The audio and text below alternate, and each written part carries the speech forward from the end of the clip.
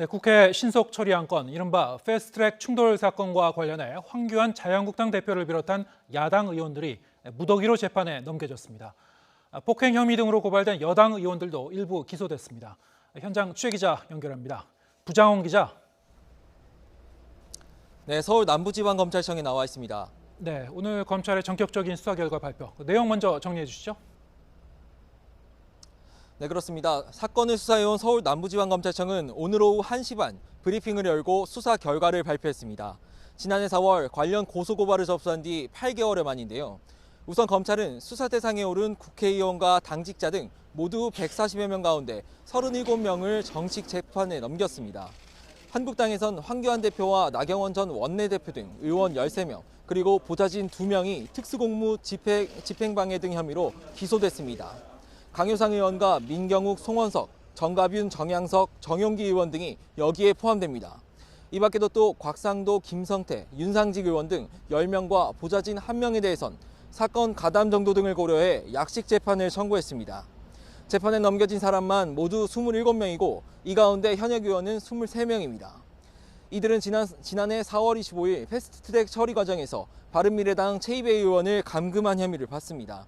최 의원이 사법개혁특별위원회 위원으로 교체된 데 반발하며 회의에 참여하지 못하도록 6시간여 동안 최 의원 사무실을 막아선 혐의입니다. 함께 수사 대상에 올랐던 한국당 의원 37명과 보좌진 등 11명에 대해선 기소 유예 처분했습니다.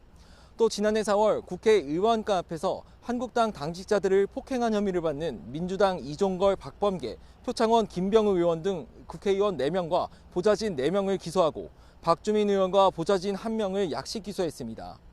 바른미래당 소속 의원 등 모두 6명은 사보임 신청서 접수방해 사건 등과 관련해 혐의 없음 처분을 받았습니다.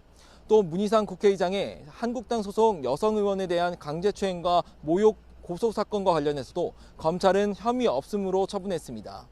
그동안 한국당 측은 당시 패스트트랙 충돌 사태가 불법 사보임 때문에 이뤄진 만큼 검찰의 수사는 부당하다고 주장해왔습니다.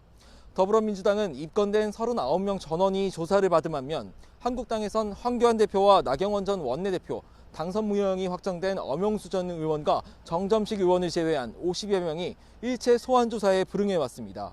국회법 위반 혐의로 법원에서 유죄가 확정될 경우 피선거권이 최소 5년간 박탈되는데요.